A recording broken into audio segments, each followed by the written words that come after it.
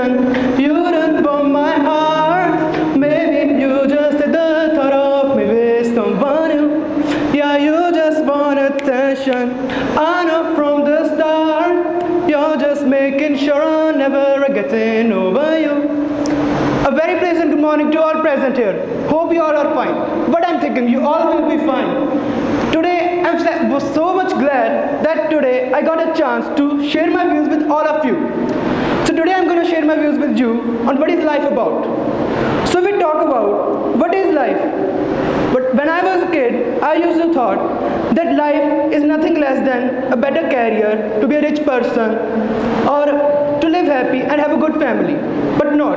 I was wrong. Life is not about comparing yourself with someone else. It is about competing yourself with yourself. Life is not about to be kind or to be right. It is about how you treat someone else, and it is about to be happy. Life is about to be happy. Happiness is not any destination. It is a way of life. Life never seems to be the way we want, but we live it in the best way. So there is no perfect life, but we can fill it with the perfect moments. Just live every day as the best day you can. No matter what life throws at you, your life will be as good as a bed of roses. But not a bed of roses. It will contain too much thorns. Life contains a bed of thorns where thorns are preferred more than the roses. And there will be someone to help you, to motivate you. Just don't lose your spirit. And the hard times, just think that these are the challenges, nothing else. And your life will be characterful. When wealth is lost, nothing is lost. When health is lost, something is lost. But when character is lost, everything is lost. Life isn't about money. Just don't stress about it because you can't take it with you. Life isn't about money. It doesn't mean that you don't deserve it or you just shouldn't have it. You should deserve it. And you should create in such an abundance that you can help with someone else. You can help someone. It will be good for everyone. Live a life in such a way that you are the best one. You're a king in everyone's life. Tongue has no bones, but it's so much hard to break the heart of someone else. So just be sure that never to hurt someone.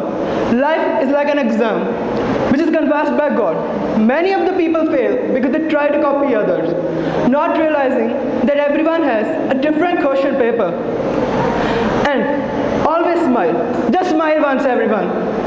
Or you don't know how to smile? Just smile. Yeah, that's the spirit. Be happy, no matter what you are. Don't bother about your color, your caste, your anything. Don't bother. Just live as a king and be happy. Life is just like a book. If there are some chapters which are sad, which are boring, which are exciting, and which are even interesting, but if you don't turn the page, you'll never know what the life has stored in for you.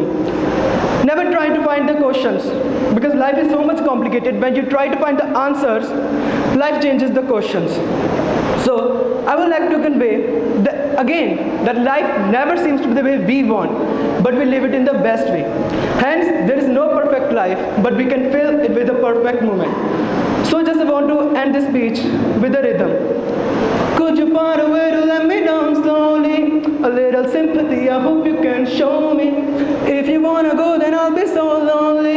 If you live in, baby, let me down slowly. Let me down, down, let me down, down, let me down. Down, let me down, down, let me down. If you wanna go, then I'll be so lonely.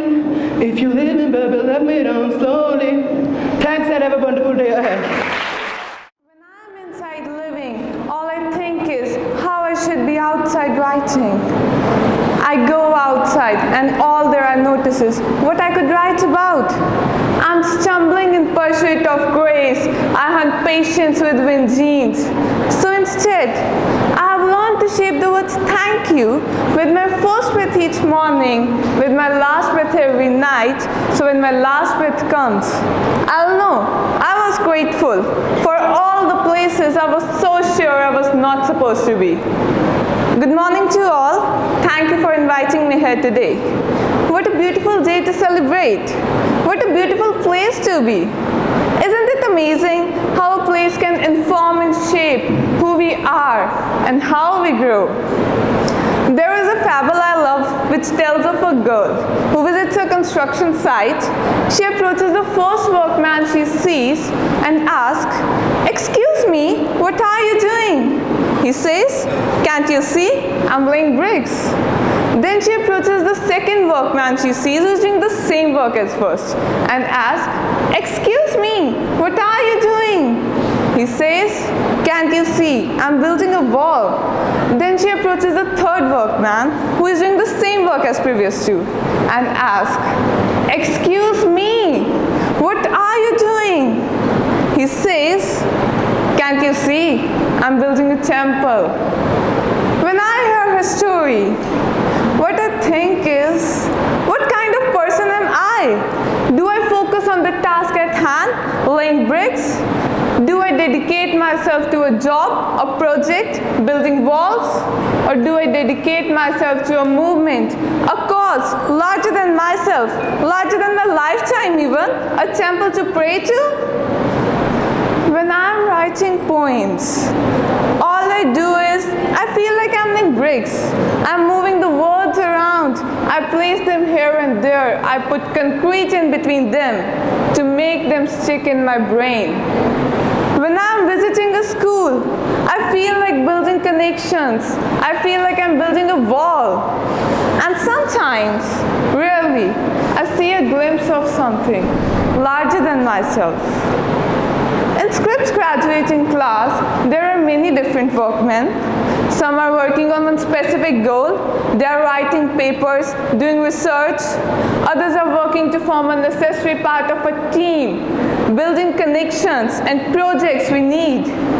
Still, others are dedicated to a purpose. They are envisioning a new future, a utopia we can move towards. Sometimes it is hard to believe that we can be working on the same thing.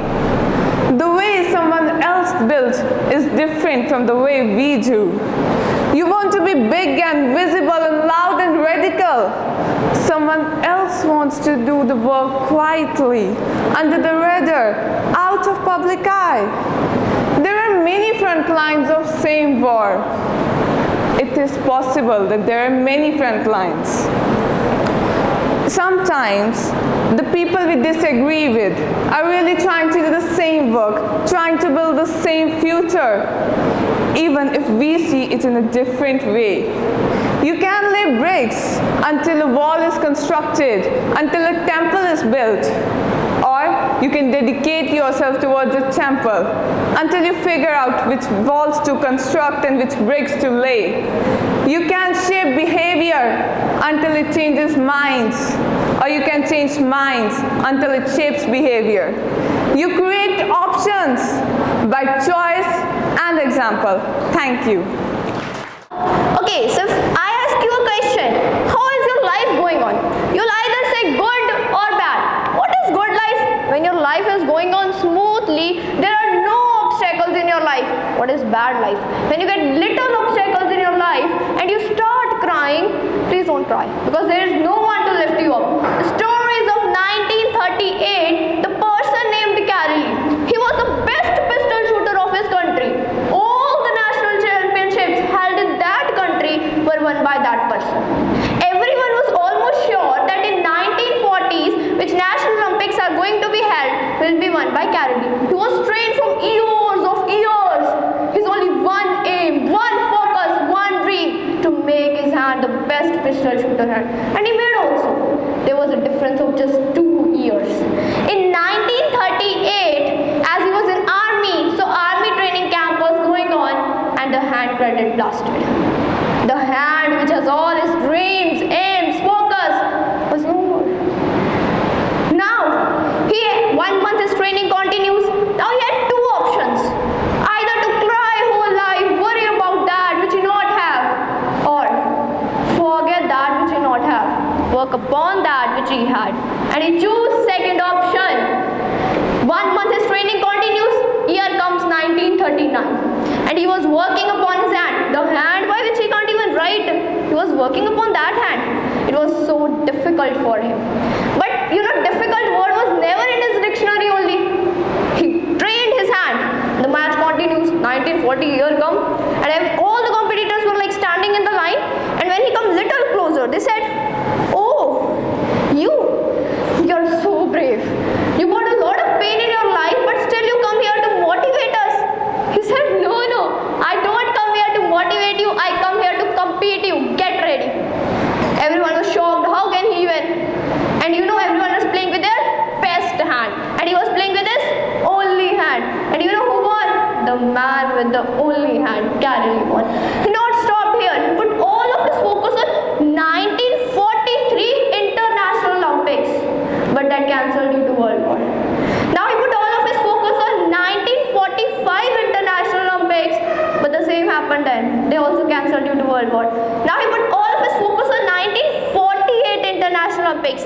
In 1938 his age was 28. Now in 1948 his age was 38. And it is very difficult to compete the younger players. But I told you difficult word was never in his dictionary only. And he gone there. Everyone, youth was coming out 22, 23, 24 and he was only the 38. And you know who won? The man with the only hand, Carol won. Now he put all of his focus on 1952 International Olympics after 4 years. And you know who won? Of course, Carol. If you go to any of the loser, he would have thousands of excuses. This, that, these, those, why I lose. But if at the same time you will go to the winner, you would have thousands of reasons for losing. Only one, that's hard work for winning. And then he also wins. Dreams are not those that you see when you sleep at night, but those that don't let you sleep at night. Thank you. Good morning, everyone. I usually pronounce myself as a storyteller because I usually begins with a story wherever I go. So let's begin for today. Before he died, a father said to his son, "Here is the watch your grandfather has gave me, and it is almost 200 years old. Before I give it to you, I wanted you to take this watch and go to the jewelry store in the city and ask them you want to sell it." The son quietly went there, came back to his father and said, "Father, they just offered me $20 because it is so old." Father said, "Let's try to the farm shop." The son quietly went there, came back to his father and said, "Father, they just offered me $50 because it has a scratch in it." Father said, "Beta, try to the museum." The child went there, came back to his father and said, "Father, they offered me $375,000 for this rare piece to be included in their antique collection." The father said, "My child, the right place will value you in the right way. Don't find yourself in the wrong way and got disappointed because you're not valued. Never stay in a place where someone doesn't see your value or you don't feel appreciated. If you don't know your value, you will settle for far less than you deserve." That is the difference between the most people and the few. That is the difference between the people who love their life they have created for themselves and those who can't stand in the life they are living. Most of the people will allow just about anyone to influence their perception of themselves. But people who love their life will refuse to accept the opinions of small-minded people. They will refuse to be put in a box because they know they will not be defined by anyone but by themselves. Because they know their value is set by themselves, by their own thoughts of who they are, not someone else's opinion of what they are. Don't let them put a price on you. You set your own price and don't go on giving discounts to other people so that you can be liked or fitted. People's pleasures never end up happy in the end. Put yourself first and must build your self-worth by the work you show every single day. Day in, day out, no shortcuts, no excuses, just a relentless dedication to be the best that you can be. If you have someone in your life now that tries to diminish your abilities, the time has came to move those people along. The time has came to awaken that part of you that demands more from your life, because only you know of what you are truly capable of. The time has came to shock the world, shock those who doubted you with the disturbing level of determination, shock those who doubted you with the commitment to excellence that cannot be matched by those of weak heart, shock those who doubted you with the actions you take today. In this whole world, you just have to earn the respect of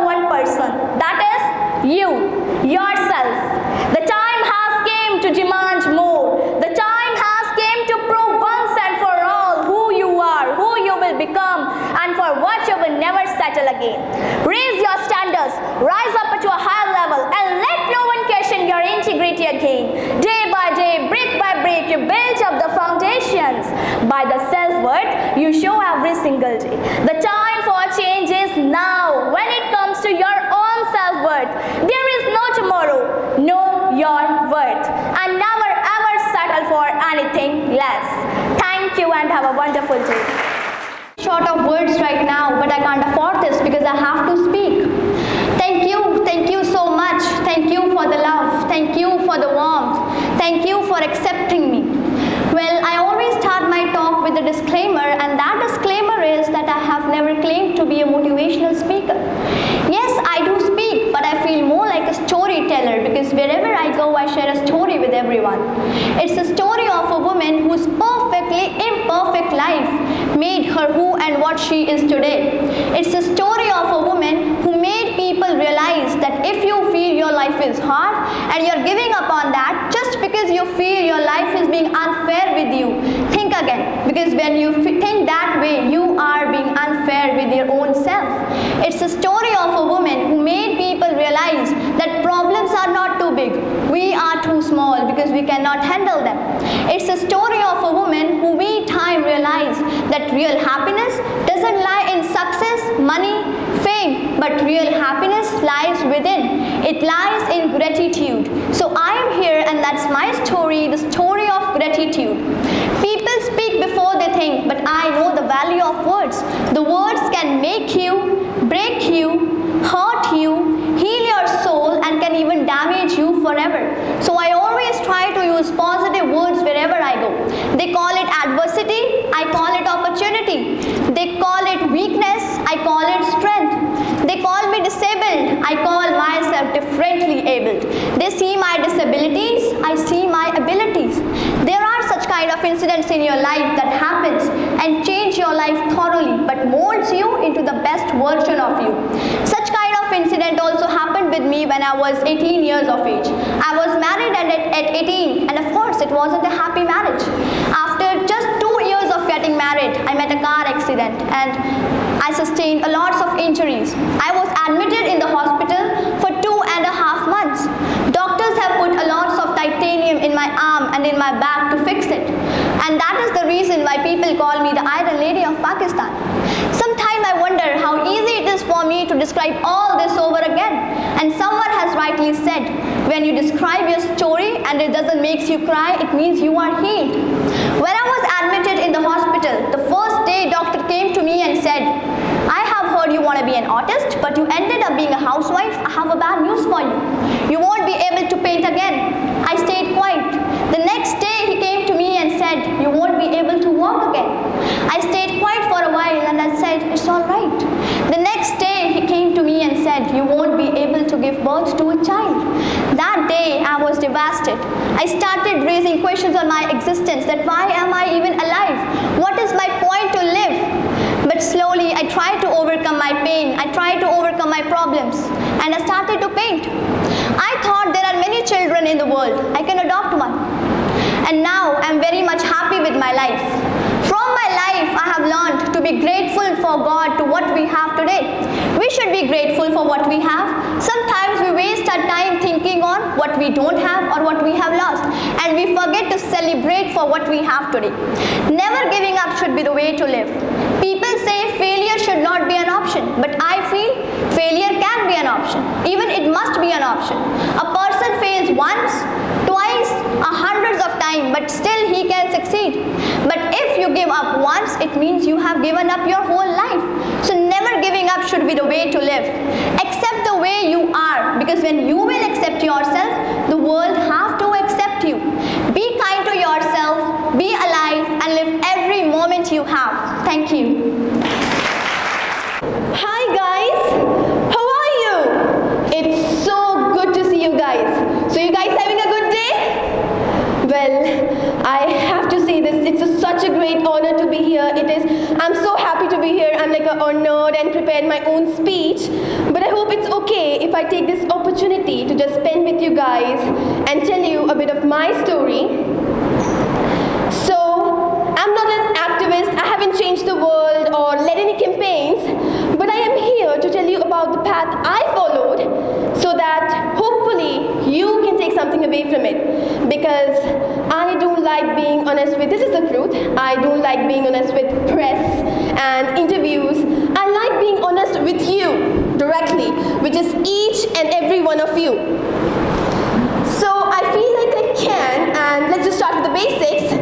So I'm 21 and my mom, she had me when she was 16 and we're from Grand Prairie, Texas, and she worked 4 jobs and completely dedicated her life into making mine better.